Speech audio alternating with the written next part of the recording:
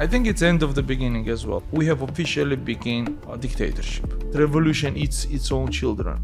Yes, and dictatorship eats everybody. Now what we do, we miss political situation of 2024. Yeah. In 2024, we missed political situation of 2023. Georgian dream has closed down our European chapter. That's the fact. We could have been even more ahead where Moldova is now. Exactly. If not for Ivanishvili's Russian regime. There will be talks about Eurasian Union. Huge trade opportunities. Free market with Russia, with Kazakhstan.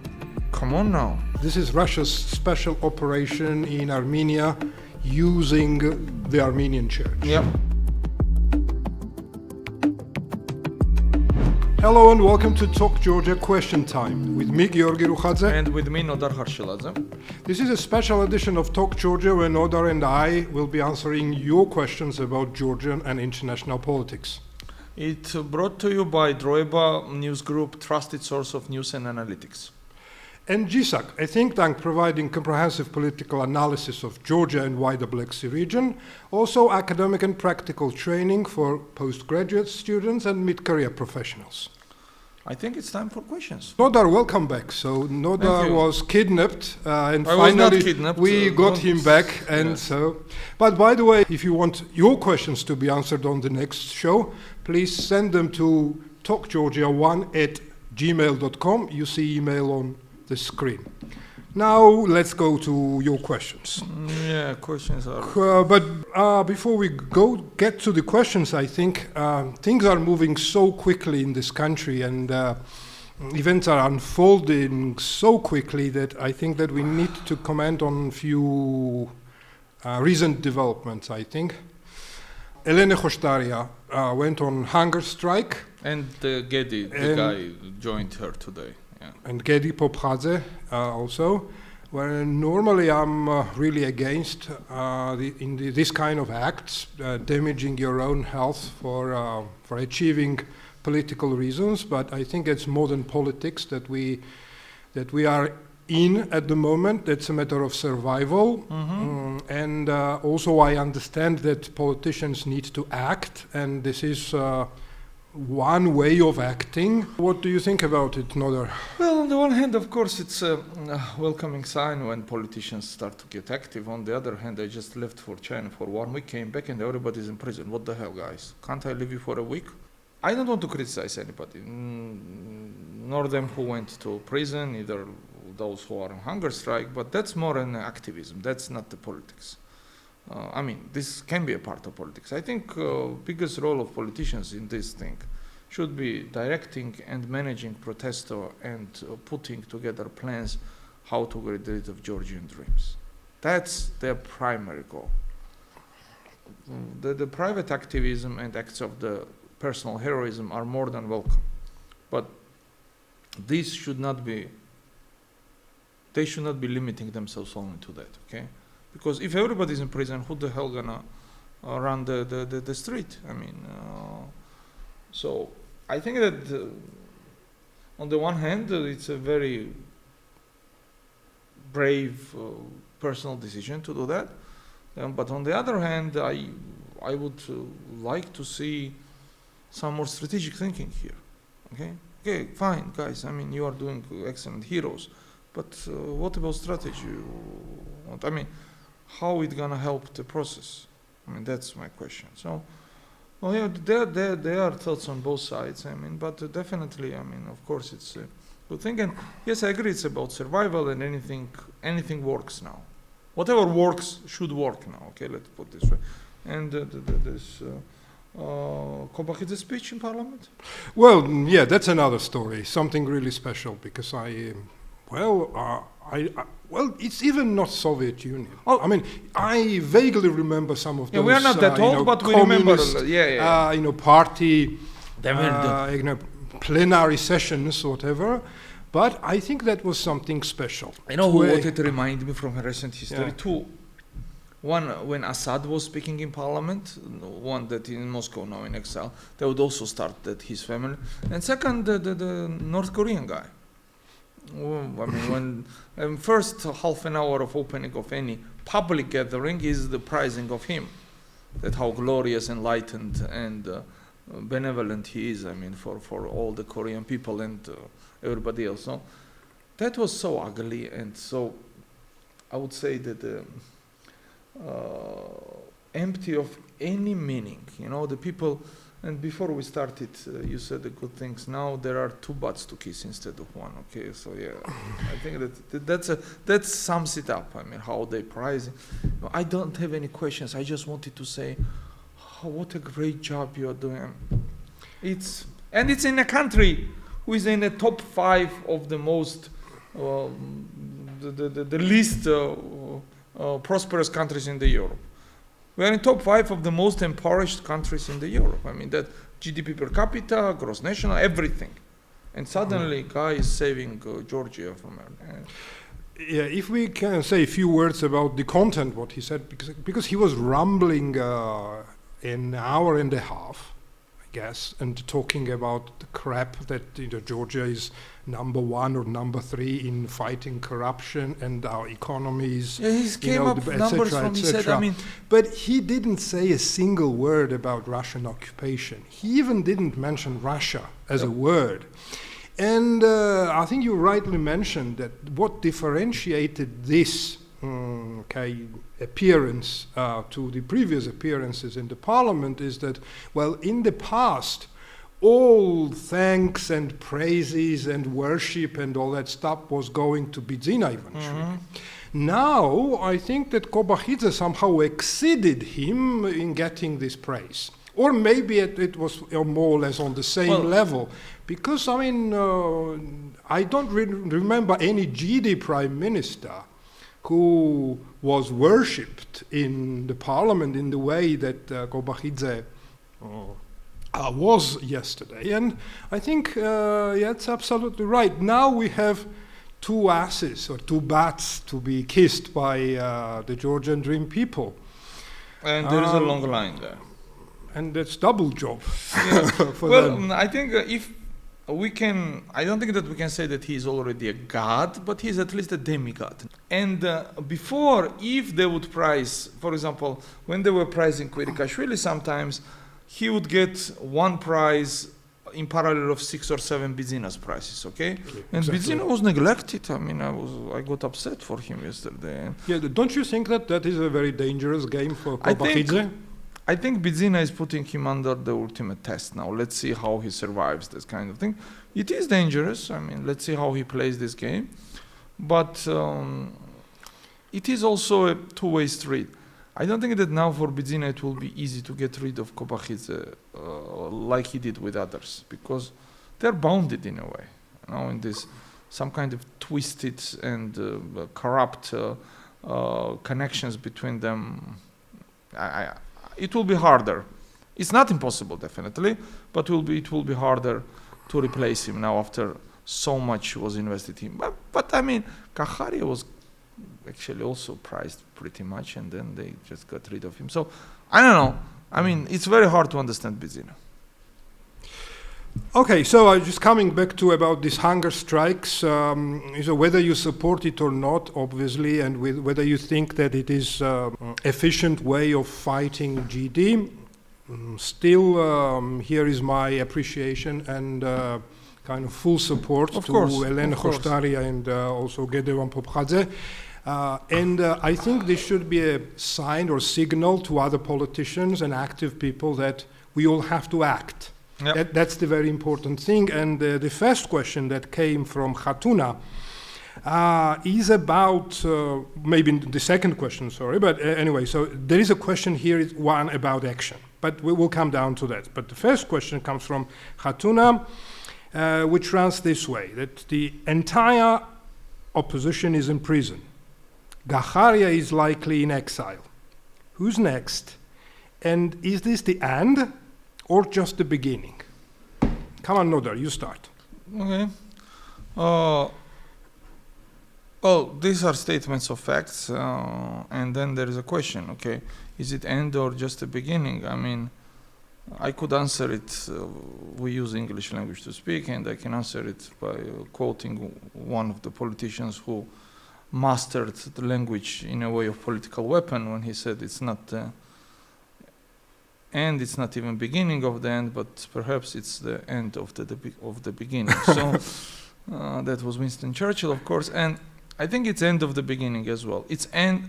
We have officially begun a dictatorship.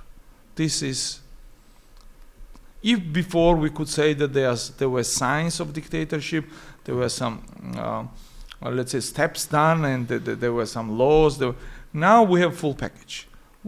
By arresting these 6 people, I believe, 6 people, 6 politicians, and before there were also, of course, some protesters and demonstrators arrested, we have officially entered the. So it was end of the beginning of the dictatorship. And if before we could call it hybrid regime or anything, no. Now it's a dictatorship which jails political opponents, which, I think most of the political party leaders are in jail, except Gakharia, who would be in jail if he would not be abroad. Yeah, so yeah, it is, this is the end of the beginning, and I think that I would like to be positive, but I don't see any signs for optimism. I think that if things will go as they go, and I think that for next 6 months to 1 year, we should expect only worse. I don't see any reasons why we should have high hopes for optimism or what might change. Of course, things change in politics very well. There are black swan events, there are some force majeure, but these are not accountable for. If we go with classical analytical patterns, there are no signs which gives any ground for optimism, none whatever. Quite contrary, there are lots of signs which gives us quite strong feelings of the things getting worse. So that would be my 2 cents. Okay, so basically I agree with you. I don't think that this is the rock bottom. Nope. No, things can get worse. Yep. I think who was there? Sandro Sharinze was wrote on Facebook he made an interesting point. Every year that So now what we do, we miss political situation of 2024. Yeah. In 2024, we missed political situation in 2023 and so on and so on. And he concludes by saying that next year could be worse. Yes. So, things are moving in this direction. We did not hit the rock bottom yet. So we should expect things to get worse. Who's going to be next? Here's the part of question. It's very difficult to say, names.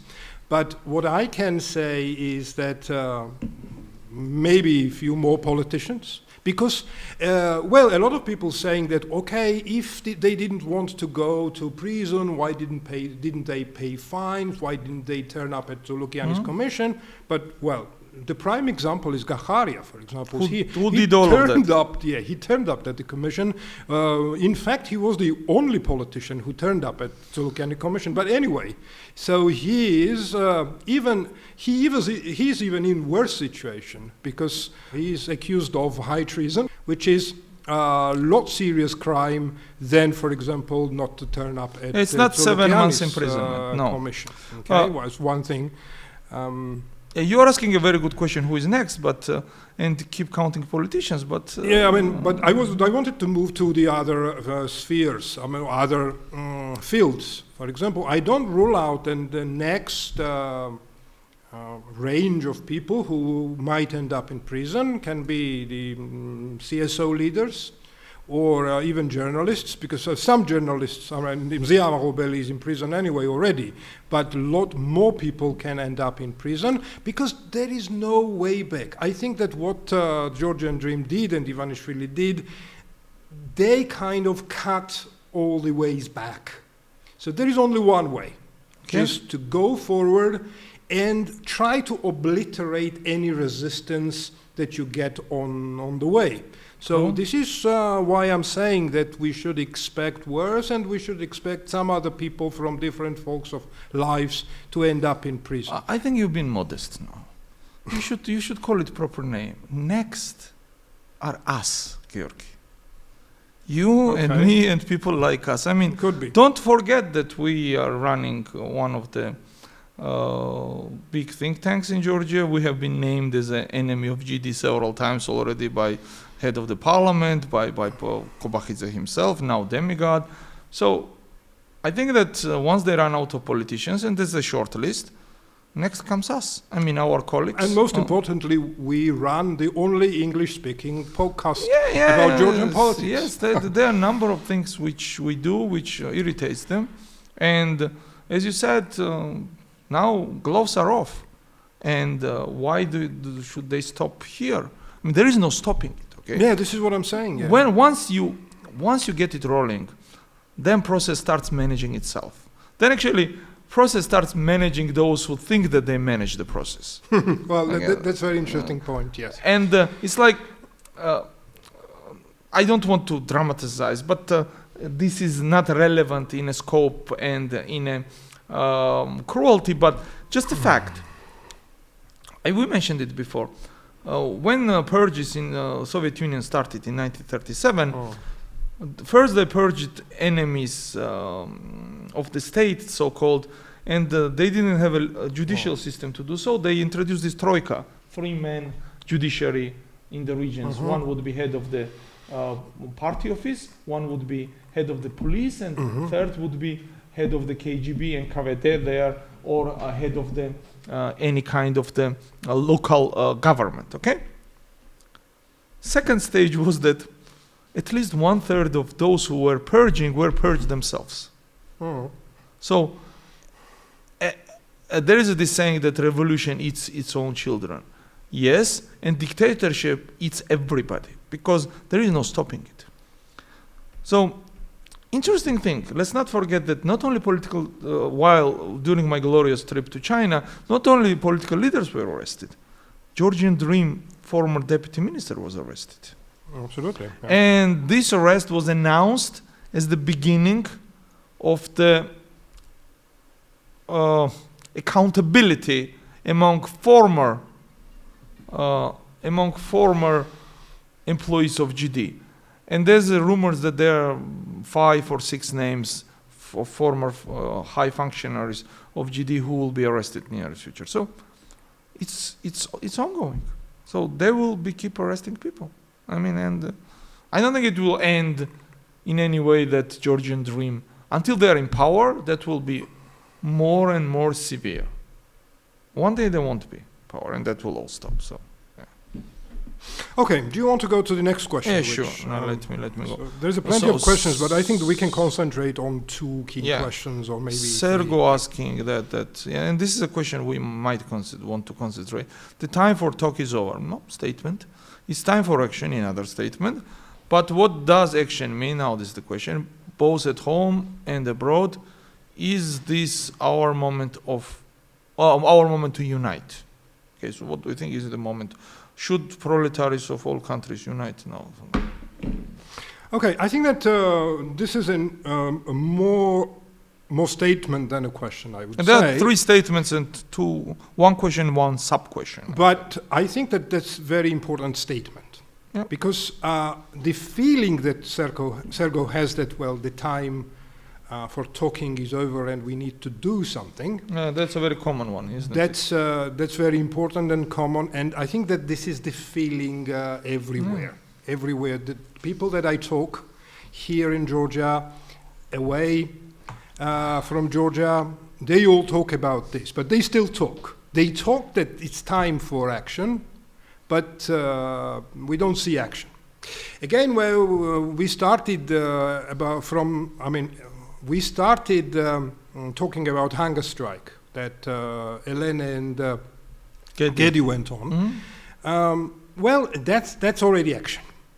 Maybe some like it, some hate it, whatever, but that's action. Yeah, so that's important. I think that's a good start. Action is needed, first of all, inside of the country. True. And the question part, basically, that was there, that, well, is it a good pretext for unification? Normally, I'm opposing this kind of ideas that, well, until why should we wait for the pretext or reasons for unification or action? But this is how it works in this country. Something really terrible happens. You can't really imagine anything more terrible than that in that moment. And then you start thinking that, well, let's do something. Let's get united. Let's something. I mean, but I think it should be the other way around. When you see the first signs of something happening that you don't like, this is where you need to start action. This is where you need to start get united. But again, I think it's better late than never. Okay, there is a brilliant saying in English. So yes, I think this is an excellent opportunity now for the political leaders as well as civil or civic movement leaders just to sit down around the common table, agree on the common agenda, and start acting. Well, unless they're gonna sit around the prison dining table, I don't think where they're gonna sit. I mean, by the way, ending up in prison is also kind of passive action. it is. Of course, I mean, they didn't really want to go to prison, obviously, but it is their deliberate action. I mean, Not so they passive. could have stayed out. Yeah, Of, not so passive in case of Guaramia when he walked into prison by himself. That was very powerful move. Right.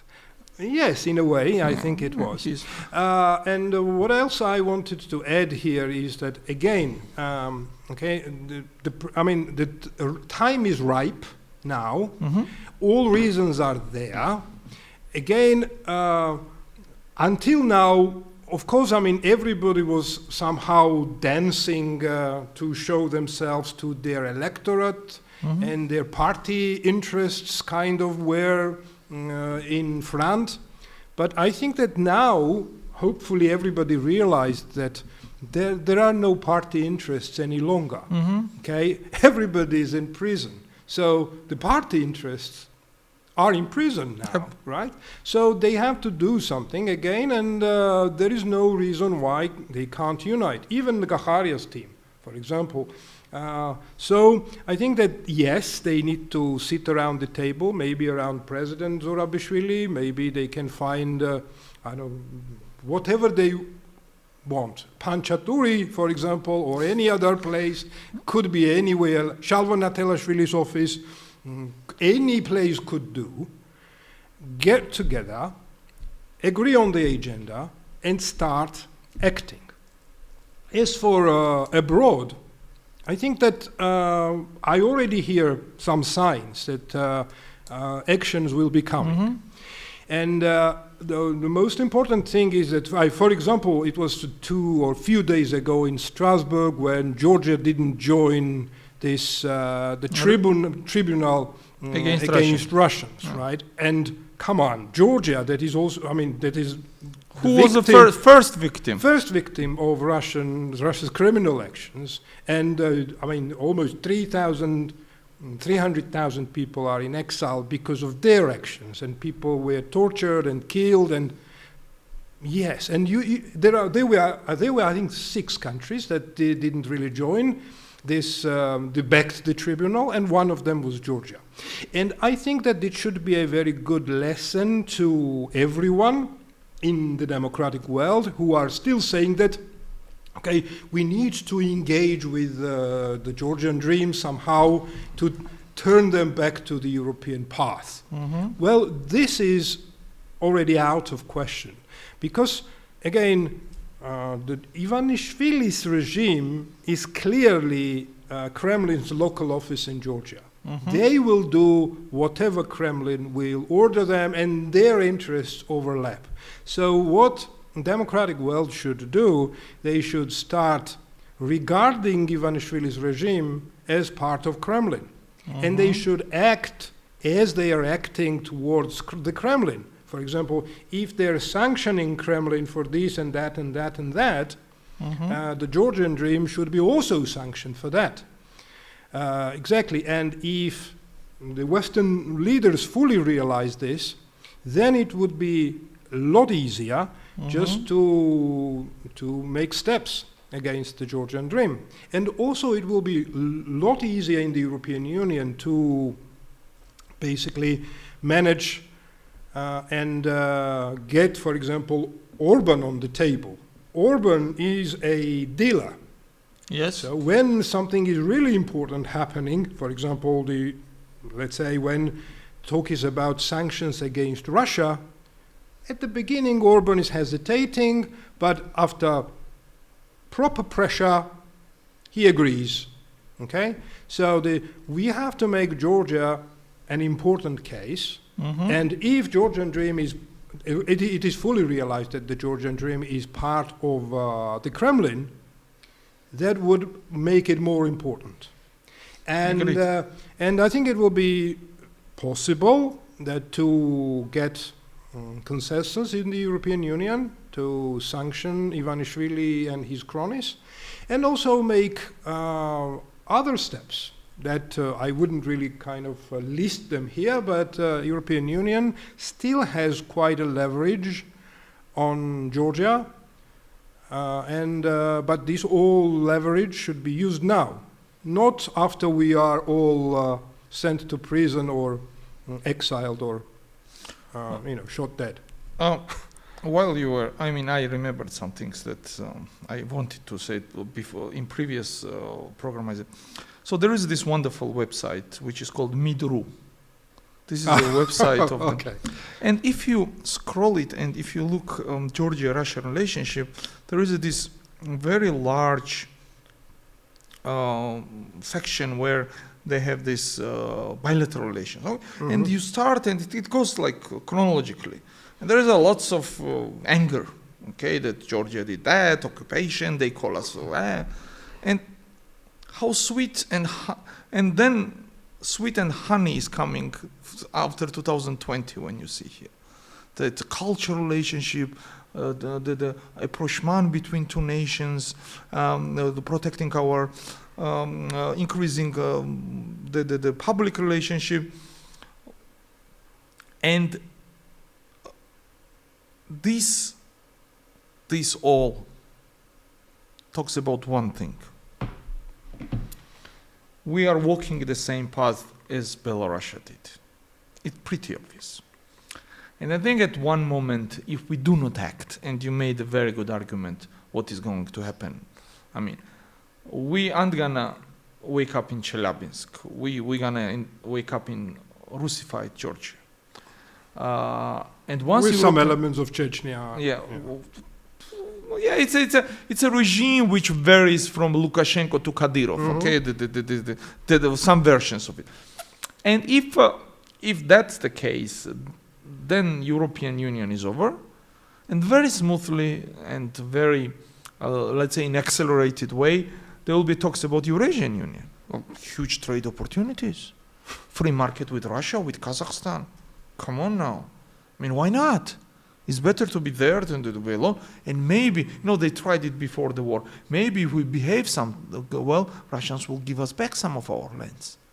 You remember there was a huge... Yeah. Well, that's what's in store. And that's pretty sure. And they're testing it. If we don't act, if we swallow all of that, that's what will follow. And Chelyabinsk, it's not far away. And don't undermine Chelyabinsk. GDP per capita in Chelyabinsk is higher than Tbilisi, by the way. So yeah, and what I also would like to add, that you said that, well, the Eurasian Union, kind of Russian market and all that stuff, but while we are talking about this, and while we are talking about survival, Moldova started negotiations with the EU about membership. Yep. Okay, and at the beginning of the next month, which is very soon, they will open first chapter. And well, it's very likely that within few years they will close all chapters, because there will be not a lot of chapters about. I think Moldova is the easiest case for EU. Half of Moldova is in European Union by passports anyway. Yeah, so, and the other half is doing the same now. there is an accelerated relationship with Romania now, and the Romanians are very active in supporting the Moldova's EU integration. And most of the Moldovan government is Romanian citizens. Yeah, dual citizens. That's the case, obviously, but the point what I wanted to make is that So we could have been there. We could have been even more ahead where Moldova is now, Exactly. if not for Ivanishvili's Russian regime. And Moldova proves wrong GD's propaganda in many ways, and I think we should be using it. They said that price for EU membership is a war. So what wars are Moldova is waging now? None. None. Yeah, and they were not dragged into the war. They were not doing anything. So Moldova is a very good example of how you can quietly, without making any waves and just doing your job, could get into the European Union process. I mean, that could be Georgia as well, but of course, I don't think that we should be kidding ourselves. Bidzina Ivanishvili promised putting constitution EU integration because it was unrealistic back then. Absolutely. Once it's become a present political agenda, he was terrified first, because the demands were like totally incompatible with his endless stay in power. I mean, you can't have a free courts and the free media and stay in power forever. So this is, for him, there is no wave to European Union. So they officially killed it. I mean, 28th of the November statement, I think, just confirmed. Well, they keep saying some days to 28, to 30, but that's absolutely nonsense. They're just trying to throw these dates so they, those ones who still want to fool themselves and believe that they could have some grounds for that. But officially, there is nothing. I mean, we can safely assume that Georgian dream has closed down our European chapter. That's the fact. Until they are Certainly in power, that's the reality. yeah, until they are in power, that will remain the fact. And then we will need some efforts to reopen it. Absolutely, and this is why it is important to push them out of power as soon as possible, because this window of opportunity that is now open, thanks to brave Ukrainian people and good Ukrainian government, will close down. I mean, it won't stay forever open. No. I would add one thing, because we are speaking about EU integration. There was a NATO summit in Hague, just currently. And there was a very good, let's say, the message box for Ukraine, especially second day of the summit. Absolutely. Everybody was pleased. Even Trump was pleased, who is a very bitter critic of the NATO. And there was some statement. They're going to the Cold War standards now with 5% of GDP per country.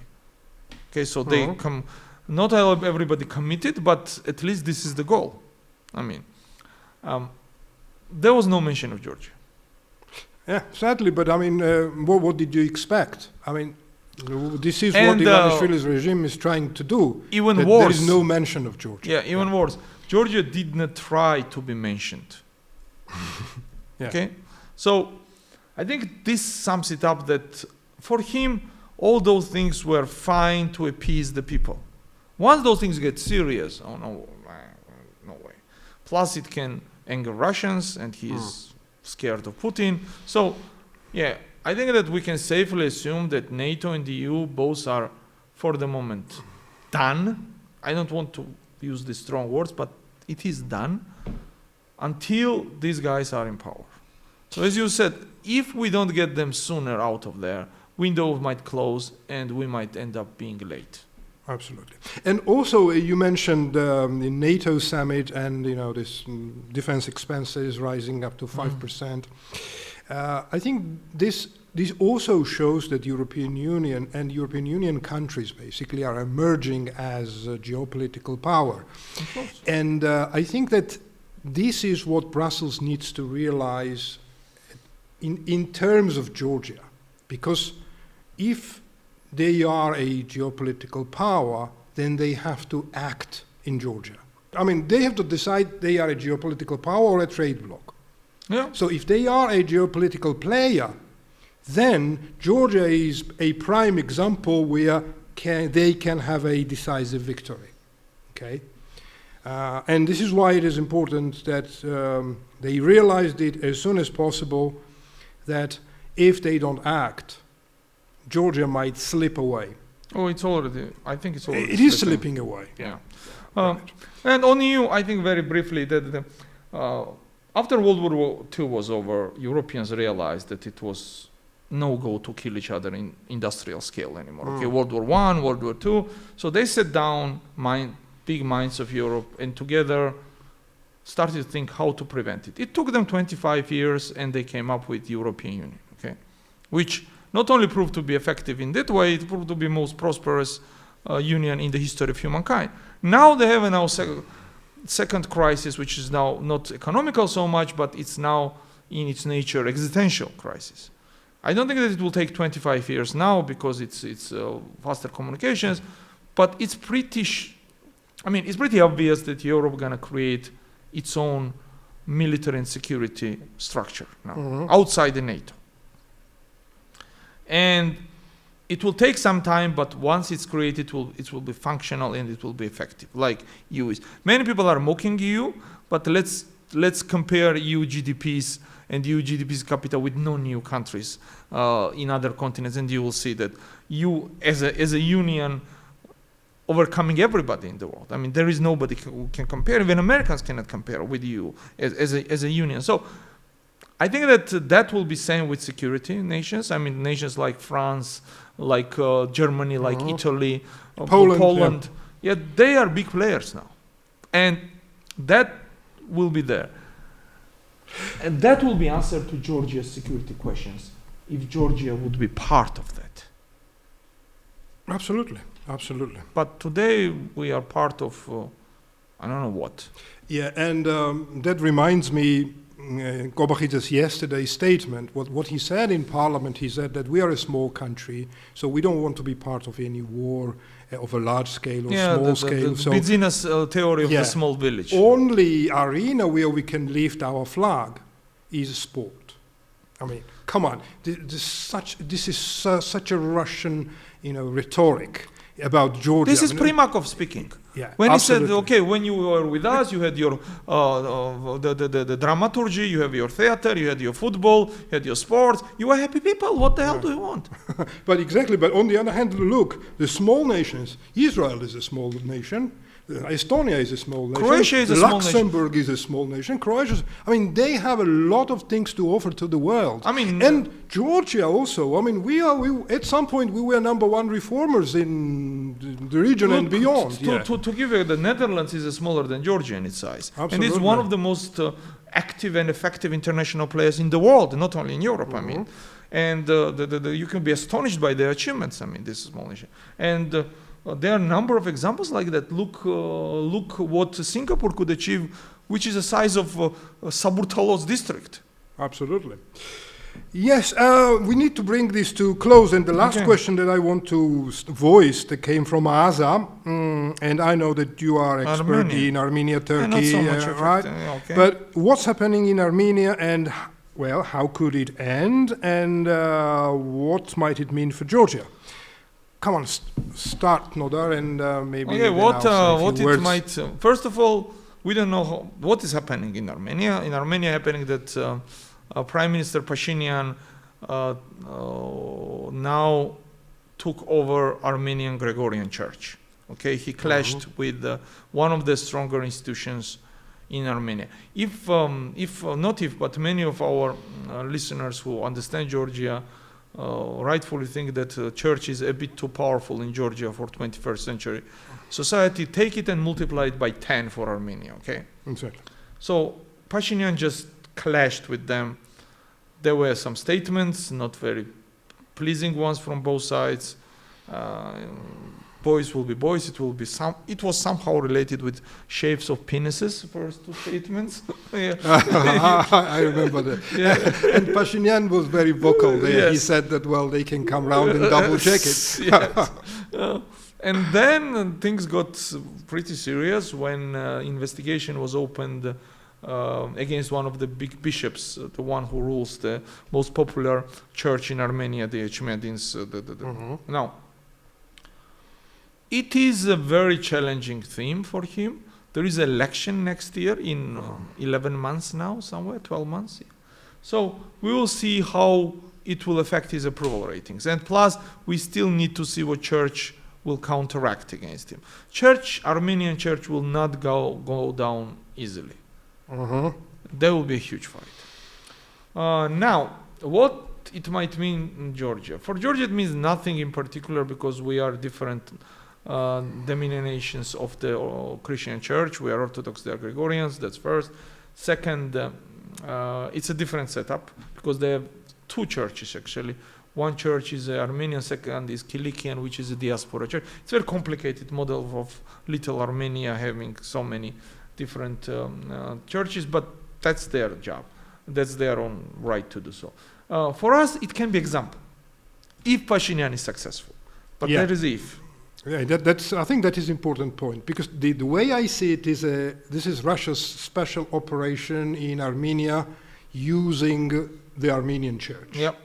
Okay, what Pashinyan is doing is this counter operation. Again, who emerges victorious, I think emotionally and practically, I think it will have consequences on Georgia as well.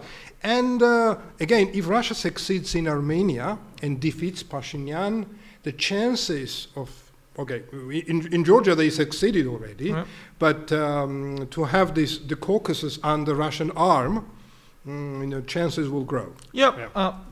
Well, not going too deep, I think that Pashinyan's opening move was a bit too rough, too unpolished. I mean, calling patriarch that I'm going to show him shape of my inner parts.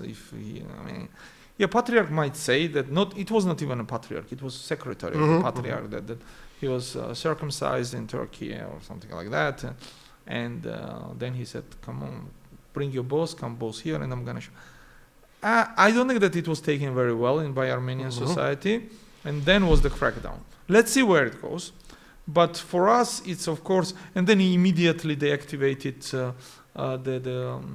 Simonian, who is Armenian origin Russian political functionary in Russia. She's not political, she's more propagandist actually, and she's calling for Armenians to rise up against Pashinyan.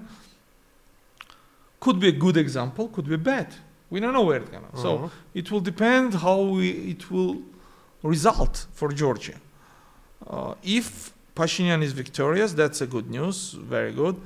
If on the other hand, as you said, the Russians succeed there, that's a very bad news for us as well. I mean, so it means that any attempts to get rid of Russian grip, but maybe if Russians punish post-Pashinyan Armenia too harsh, and they can do that, that could be some contributing factor to wake up your call to Georgia, but it will take some time. So if at that time there is still GD in Georgia, we are done anyway, so I don't know.